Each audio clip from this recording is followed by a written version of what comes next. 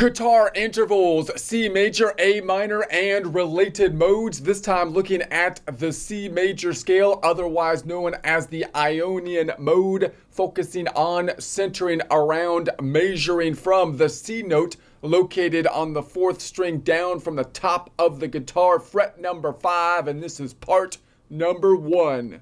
Remembering one of our major objectives is to get all of our resources orientated in the same direction, making them as easy on the eyes as possible from the perspective of the player of the guitar, who is of course located behind the guitar. Therefore, for example, my guitar is going to look like I'm playing left-handed, but no, we just flipped it around to mirror your perspective from behind the guitar, as though you were just playing the guitar into a mirror and most likely thinking, man, that guy really needs some work on his technique, but he sure looks good. Anyways, we also reorientated our worksheet over here, so we have the low or heavy string represented by this E up top to bottom, left to right, orientated on our worksheet as though we took our guitar and just imprinted those strings on the screen.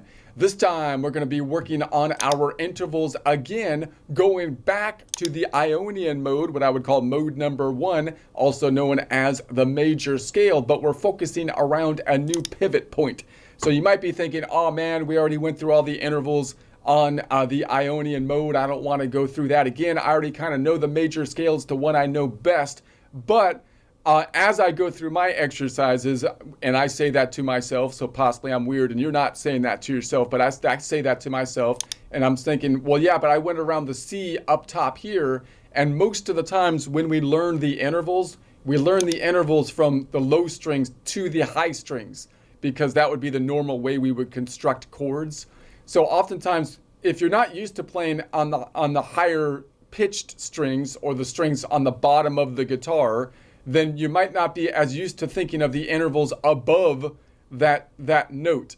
Why? Because you have to look for the inverse distance. It's kind of confusing to look at it up here. In other words, when people are building chords, usually we start to memorize chord shapes oftentimes in this part of the guitar, open position, and then we might use the caged system to start memorizing chord shapes up the neck of the guitar. The most common shapes we'll learn are going to be the E shape, the E major shape and the E minor shape. Those are our bar shapes. And then on the second string, the A minor and A major shapes. Those are going to be our major bar shapes, which means that if we start to analyze the intervals in those shapes, we're always thinking from the perspective of the top 2 strings down. That's a great way to learn things, because that gives you a lot of flexibility to play songs, because the idea of playing songs, of course, is I want to know all the notes in the chord. That would be great. And then if I can memorize all the notes on the top 2 strings of the guitar, then I can at least identify the shapes where I can play safe notes on those top 2 strings. And then I can think, well, on all of those notes, on all of the modes, not just the Ionian mode, I have 6 out of 7 of them where I can add a flat fifth, right? So if I'm just playing on these not a flat fifth, a normal fifth, a power chord. So on any of these strings, you'll note that if I have the G, I can play the power chord. I've got the A, I can play the power chord. The B is the funny one, because that's the 7th here where I can't. The C, I can play the power chord. If I'm on this one, I can go from, that B is the funny one, but if I'm on the C, I got the power chord. Power chord, there's the 5th, power chord, and so on, power chord.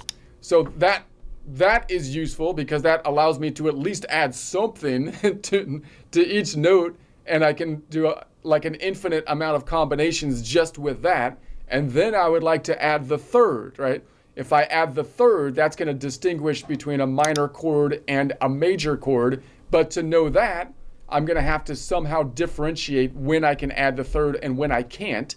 And one way to do that is to know the shapes. I can look at the shapes and say, when does it fit? Like I can just adjust my positions to what I know the shape looks like.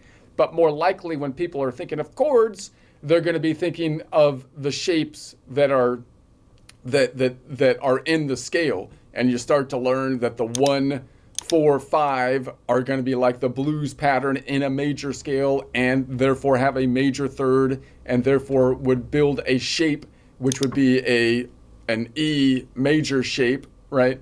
If it was on the top string, or if it was on the bottom string, it would be an A major shape, right? If in this case I would be playing a D, but if it was a major shape, it would be a major shape. In this case, it would be a D minor, which would be a D minor shape, right? And so then the 2, 3, and 6, we build a minor shape from, which people normally just say, okay, well then I'm just going to memorize all of these top 2 strings, and I'm going to try to identify which of them could build a major chord and minor chord, and then I'm just going to use my bar chords to build those major and minor chords.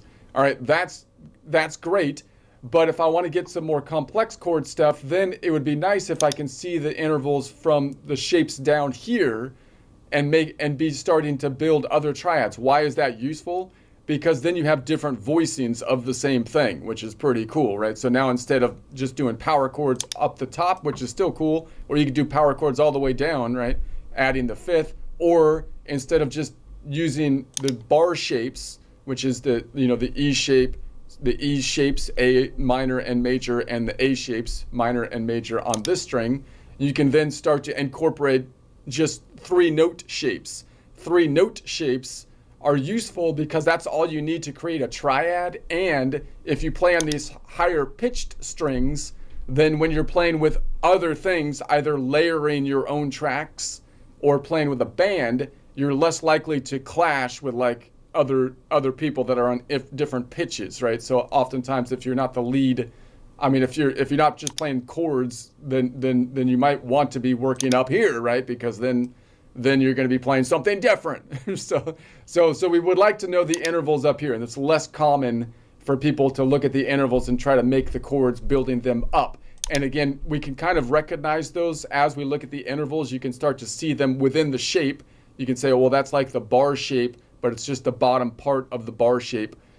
Or you can think of it as fitting in the scale shape that you've memorized, or you could think of it in intervals, which is going to be our point of focus this time. Now, also just note that you might say, well, I know the C major scale the best, but you really want to know the C major scale like in and out, like, because that's going to be our Rosetta Stone. That's like the key that we're measuring everything else to, noting that it doesn't have to be. You could have used any other mode to measure everything else to, but in Western music, everybody uses the major scale, so you might as well use the major scale. So you want to know it inside and out, and then basically be able to I number the modes based on the relative position of the major scale, so that when I go to the other modes, I can easily, hopefully, if I can't memorize, for example, each of the chords in this new shape in the Dorian, I can at least remember that the Dorian is the second position in relation to the major scale, and then I can use a little bit of math, if I had the time, to figure out each of the other relative positions in the Dorian as they relate to the major scale, allowing me to then know if it's going to be building a major chord or a minor chord, have a major third or a minor third. And that's really important because that allows you to then expand from just playing in the major key to playing in other keys, at least the Aeolian, right? We'd like to go down here on the Aeolian or the minor scale, which we could kind of memorize in and of itself by just knowing that the 1, 4, 5 on the minor happen to be minors. So that's kind of convenient. The 1, 4, 5 on the majors are major. If you look at if you make the 6 the 1, the 1, 4, 5 on the minor scale is minor. But we would like to be able to do it as well to all the other modes. Like a Dorian is a pretty common mode. Phrygian may be less common, but it would be nice to be able to see all the modes and how they're kind of related together, and be seeing all the notes in it and be able to construct a major or minor chord. And beyond that, also add the 7, 9, 11, and 13 that would still be in the key that we're playing, which means that we would have to know like the modal chords in order to do that. All right, so those are the things that we're kind of working on. I kind of rambled there. So we're going to be on this C, and we're just gonna do our same intervals, starting with the perfect first. So what are the intervals for the major scale? A 0 note away perfect first, a 2 note away major second, a 4 note away major third, a 5 note away perfect fourth, a 7 note away perfect fifth, a 9 note away major sixth, and an 11 note away major seven. Okay, we want to know those inside out and then compare the minor scale to it, which is the Aeolian, and then all other modes we can compare to the related major or minor, meaning Dorian and Phrygian will have one interval difference from the minor or Aeolian. The Lydian and Mixolydian will have one interval difference from the major, otherwise known as mode 1 Ionian. All right, so we'll start with the octaves. Let me tell a quick joke before I do that, since that was a long intro and I've got a long joke here. This was I don't know, I think I need to refine it down a bit, but this is what I got on this one. So joke practice. People say that the new presidential press secretary is too young for the job. The new presidential press secretary, I hope I have the name of that position right. She's too young for the job. But from what I've seen, she's working out just fine. She's working out just fine. Just fine, no, that's an understatement. She's not just fine, she's hot. I mean, I know that's not the basis for the job or anything, but merit-based hiring, that's the only honest way to go. But at the same time, can we stop acting like looking healthy is a detriment to doing a good job? Like, that's not, I mean, the last press secretary was lovely looking as well, but you don't need to make excuses for it. It's like, if you look good, it's not like you have to say, well, looking good shouldn't be something you have to like compensate for by continually stating, yeah, I know I look good, but stick with me because it's okay, because I'm also the first, newly minted, freshly off the minting press sexual orientation, plaid-haired, actual literal alien from the planet Social Virtue to ever hold a microphone. So it's okay that I look good because I've got all those other things to compensate for me looking good. And it's like, it's okay. You don't need to make excuses for signs often indicating good health and good habits, for crying out loud. Those are good things. I mean, after having a basically dead president for such a long time, I think we're able to recognize health is good. That's a qualifying factor. I mean, seriously, it's only the case if you were actually like 5'2", 360 pounds and forgot how to dress professionally, or worse, forgot which sex wears what in a professional environment. That's when you better be dang competent at your job. You better be dang competent to compensate for those things which right, if you're healthy, because that's a lot to compensate for, right? I mean, if you look like Joe Biden out there and you're you're death staring into the camera, you better be dang competent because you look like you're gonna die. You have to compensate for that somehow. I mean, honestly, you better have skills sharper than Elon Musk's 19-year-old genius hired to clean out the government bureaucratic waste and abuse, who just happened to have some silly online tag name. I mean, it's ridiculous. They're making having a funny online tag name at 19 is not extremely inappropriate. That's nothing compared to the craziness. I mean, now if he was regularly showing up to the office with clothes designed to accentuate his reportedly God-given testicular over-endowed mid-region, then he would need he wouldn't need to be less competent in that case, right? You wouldn't be like, well, he's the first guy to wear that kind of fashion statement to show his over-endowment, supposedly, right? I mean, of the testiculars, right? That wouldn't be he'd have to be super competent. If he's doing that, he'd have to be super competent. I mean, if he's finding trillions of dollars of cuts and he's cutting and slashing the budget, getting rid of the leeches, then okay, maybe we can deal with it. Even though going to lunch would mean that people have to sit in the back seat because his sack would be sitting shotgun. But still, if he's not doing that, if he's not competent, if he's not cutting out trillions and he's showing up like that, then I think he'd have to be out on his excessively stretched sack, right? Kick him out on his excessively stretched sack in that case. That's how it needs to be. That's the merit-based system, I feel like. I don't know if it's just me, but I feel like that's how it should work. 0.2. Fat, drunk, and stupid is no way to go through life, son.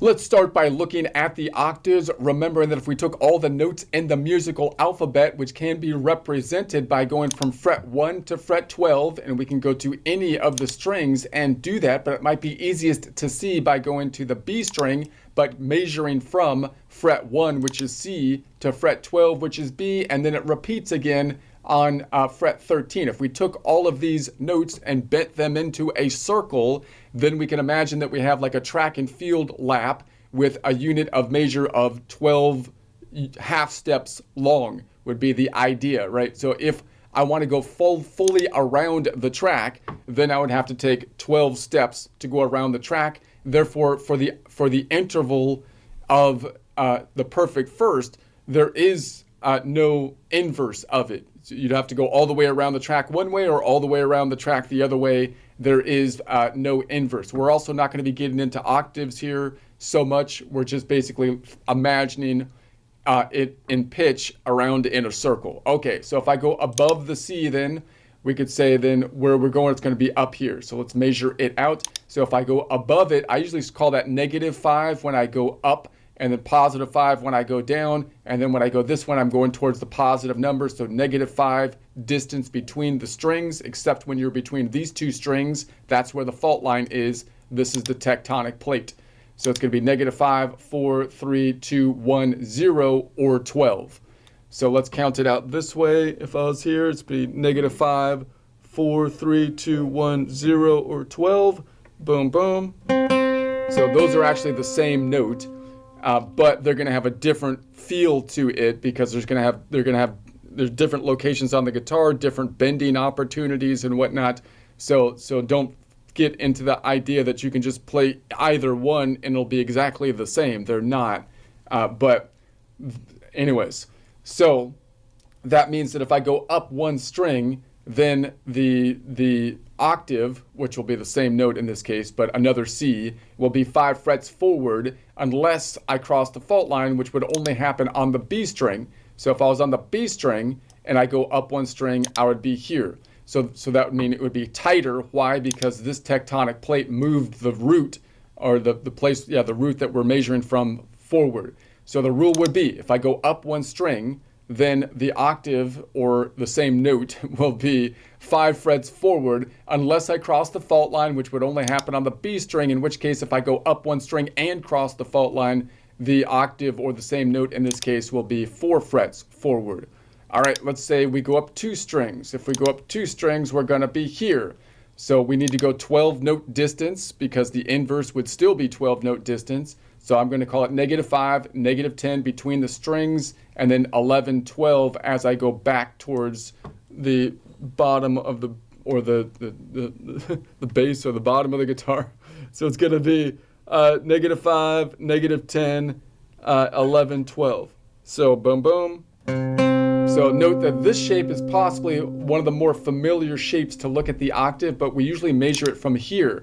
So you might not be familiar, you might not be used to measuring that octave by starting from here. If you're starting here and going up 2 strings, it might not be like, oh, it would be right there. Whereas if you were up on this string and you went down 2 strings, you'd probably be more likely to say, oh, I know that shape, you know. So we'd like to see the shape from both perspectives, which usually means we need to learn the inverse intervals.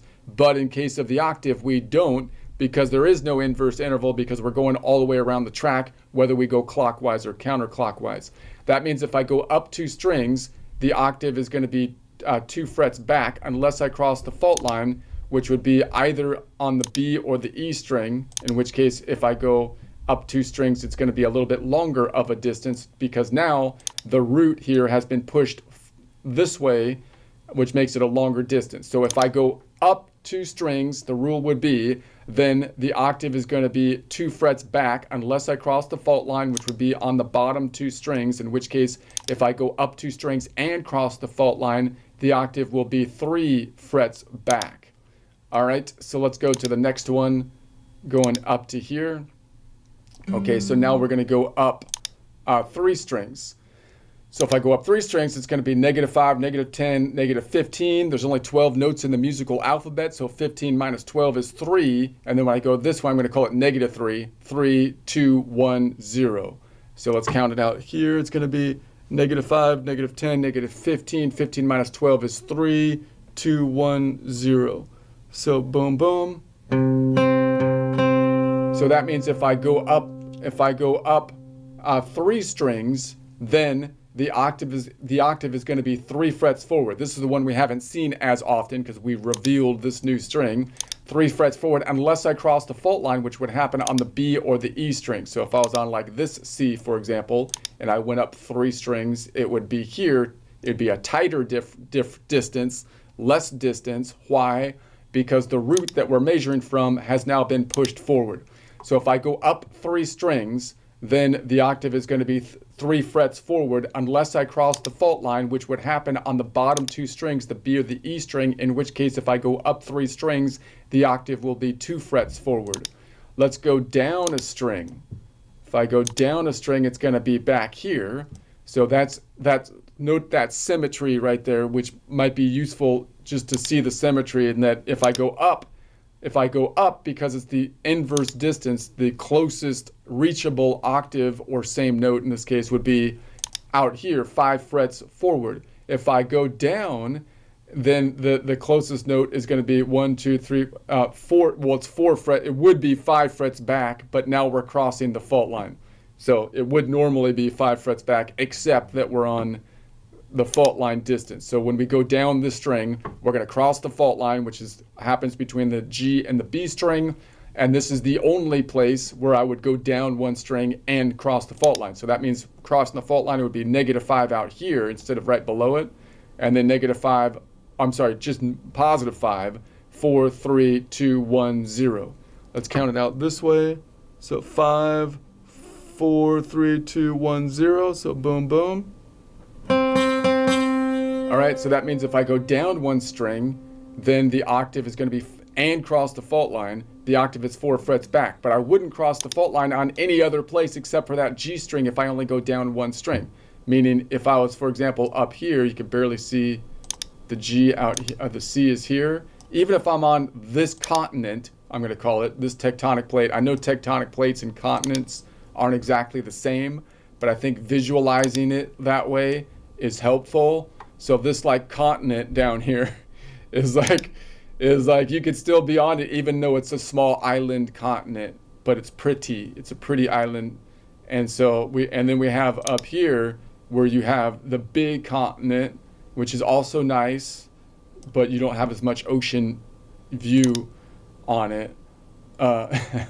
So normally you wouldn't. So if I go down 1 string, then the octave will be 5 frets back unless I cross the fault line, which only happens on that G string, in which case if I go down 1 string and cross the fault line, the octave will only be 4 frets back. All right, let's go down 2 strings and wrap this thing up. So if I go down 2 strings, we're going down here. So now we're going to say it's going to be, I'm looking for a 12-note distance, 5 going this way, 10, 11, 12. This is the one that we possibly recognize up top as the most common one, except it got shifted up because of the fault line. So if I go down here, we're going to say it's going to be 5, 10, 11, 12. Whoop. All right, so that means if I go down 2 strings and cross the fault line, the octave is going to be 3 frets up. I wouldn't cross the fault line on either the E or the A string. So if I was like on this C, I would have the shape that most people are possibly most familiar with, which you then have to then push out this one, right? If you are measuring from the top in order to see the distance. So if I was going, so that means the rule is if I go down 2 strings, then the octave is going to be 2 frets forward unless I cross the fault line, which is going to happen on the D and the G string, which there's only 4 strings in which I could go down 2 strings unless I think about going around the top of the horn, around the top, which we can do, but I'm not thinking about that. So, but if we go down 2 strings and cross the fault line, the octave is 3 frets forward. All right, Let's try to do the next one. I won't even do a joke since the last joke was long and possibly upsetting to some people. Maybe not. I don't know. Times are changing. People are getting less upset with weird stuff, and you can actually make a joke maybe these days. I don't know. No one's gonna hear it anyways. You can't say that on the YouTubes. Don't worry, no one's listening anyways. They've banned my shadow. They banned me and then they banned my shadow. They banned me and then they banned my shadow. I'm telling you what. No, I'm just kidding. I'm just kidding. I don't know. I'm gonna say this is gonna be a two note away major second. So we're on the second. We're on the second. This two represents that it's the second in the scale, and then the major second, and then this two represents that it's 2 notes away. Now, because this is an even note, then we know that we do not count evens when we do the chord construction because we skip every other note. So we go from the 1, 3, 5, and then we go to the 7, which is the last in the scale, and then we call the 9 the 2. So now the 2 has another name that it needs to go to. That's what it gets called at work. It's a 9 at work because work doesn't accept 2s.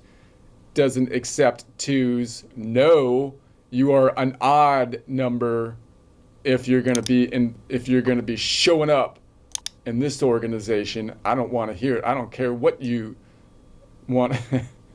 So let's call it I don't know. We're going to say it's a 9. So we have to remember that we could call it a 2 or a 9. All right. So let's say if it was a 2, it'd be right here. So 2 notes away. Boom. What if I go a string up? If I go up above it, I have to look for well, let's find it first. Let's get this out of here. What's that doing? That's not helpful. It's back here. So if I go above it, now I have to deal with this inverse thing because I have to look for the inverse distance, because again, if we think about this as a circle, then if I go around one side of the circle, it's different from going around the other side of the circle, but the ratios are going to be inverse ratios, right? So the rule is if I go above it, I have to look for the inverse distance. So if I'm talking about a 2 note away major second or a 2 note away major 9, then 12 minus 2 is 10. So I'm looking for a distance of 10, which would be a 10 note away would be a minor 7. And remember, the inverse of a major is a minor. The inverse of a minor is a major. So I'm looking for a 10 note distance around our track. So it's going to be -5, and then this way -6, 7, 8, 9, 10. So let's do it this way. So -5, -6, -7, 8, 9, 10. So it's going to be, if I went from D to C, it would be that would be a 10 note away minor 7. But if I go from bottom to the top, well, that would be a 2 note away major second. All right. So that means that if I go up one string, the 2 note away major second will be 1, 2, 3, 4, 5 frets back, unless I cross the fault line, which would happen only on the B string. So if I was on the B string, let's go out, we can barely see this C out here on the B string, right there, and then I find the D. Now it's going to be a longer distance because this tectonic plate has been pushed to the right. So the rule is if I go up 2 strings, the 2 note away major second will be 5 frets back, which is just reachable unless I cross the fault line, which only happens on the B string, in which case if I go up 1 string and cross the fault line, then the 2 note away major second, which could also be called the 2 note away major ninth from a chord construction standpoint, is going to be 6 frets back. All right. So let's go to the next one. And we're going to say the next one is going to be up here. And so now you're going to say, if we go up 2 strings, so now we've got an inverse distance, so it's a 2 note away major second, or it's going to be a 2 note away major 9, and we're going to say we go up 2, so it's going to be -5, -10, -5, -10. So if I was here, -5, -10, so if I go from top to bottom, it's going to be a 10 note away minor 7. If I go from the bottom to the top, therefore, we have a 2 note away major second. 2 note away major second. So that means if I go up 2 strings, then the 2 note away major second or 2 note away major 9 will be on the same fret unless I cross the fault line, which would happen on either of the bottom 2 strings. So for example, if I was here and I went up 2 strings, it would be here. So if I go up 2 strings, then the 2 note away major second will be on the same fret unless I cross the fault line, which would happen on the B or the E string, in which case if I go up 2 strings and cross the fault line, the 2 note away major second, which could also be called the 2 note away major 9, would be 1 fret back. Okay, let's go down, or let's go to the next one up. This is the newly revealed one that we haven't been seeing much of, and we didn't see it last time because we looked at this B doesn't have a major second, but rather a minor second. So this is a new distance on the string we revealed up top. So now we're going to say, okay, if I go up 3 strings, I'm looking for a 2 note away major second or 2 note away major 9, which has an inverse distance of 12 minus 2 or 10 notes away. So it's going to be -5, -10, -15, 14, -15, 15 minus 12 can bring it down to 3, 2, 1, 0, or octave. I can also say that's 12 or 0, 12, 11, 10. Okay, so if I count it up this way, it's going to be 5, 10, 15. 15 minus 12 is 3, 2, 3 here, and then go this way. 2, 1, 0, or 12, 12, 11, 10. Whew. So from here to here, so if I went from this D to that C, that would be then a 10 note away minor 7. But if I go from the bottom, from here, the C to the D, oh, that would be a 2 note away major second. Okay? So that means if I go up 3 strings, the 2 note away major second is going to be 1, 2, 3, 4, 5 frets up. 5 frets up. Okay, unless I cross the fault line, which would happen on either the B or the E string, in which case the 2 note away major second, let's go from here. Wait, that's not it. With here, if I went up 3 strings, 1, 2, 3, would be back here. It's going to be a longer distance because the bottom got shifted up. Okay, so if I go up 3 strings, the 2 note away major second will be 5 frets forward. Now wait a sec. I want to go this way. It's going to be this way. Why am I going backwards? That's better. Okay, so if I go up 3 strings, the 2 note away major second will be 1, 2, 3, 4, 5 frets forward, unless I cross the fault line, which has a lesser distance because now this got pushed inwards, in which case if I go up 3 strings and cross the fault line, the 2 note away major second will be 1, 2, 3, 4 frets forward. Okay, so that makes sense. Now note that you could have also said, now that we're closer to the bottom than the top, and this bottom string might be easier to measure. Wait a sec. No, this top string might be easier to measure by first looking for this note on the bottom string, right? Because then I'm measuring down and I can find the same one up top because I'm closer to these bottom strings. And I know that this string and this string are the same, just different octaves. So I could say, well, let me count down and then figure the one out up here for the top string, and I would be counting diagonally. I don't need to look for the inverse if I was to do that. I would just count the 2 note away. I'm looking for a 2 note away. So it would be 5, 10, 11, 12, or 0, 1, 2. And there's the D here. So if there's a D here, there must always also be a D on top. So note that whenever we're looking at these strings, the top and the bottom string, I could find whichever I think is easiest to locate, and then the same note will be on the other of those 2 strings. Okay, so let's go down 1, and we're crossing the fault line. So if I go down 1 string and cross the fault line, the 2 note away major second or 2 note away major 9, I don't need to look for the inverse distance now. So it's just going to be -5, 4, 3, 2, crossing the fault line diagonally here. So I'm going to say if I'm here, it's going to be -5, 4, 3, 2. So boom. So that means if I go down one string, the 2 note away major second or 2 note away major 9 will be 2 frets back. 2 frets back if I cross the fault line. But this is the only time I would cross the fault line, because if I was on like this string, then let's go out here. If I was on this tectonic plate, I wouldn't cross the fault line. And if I was up on this continent up here, I wouldn't cross the fault line.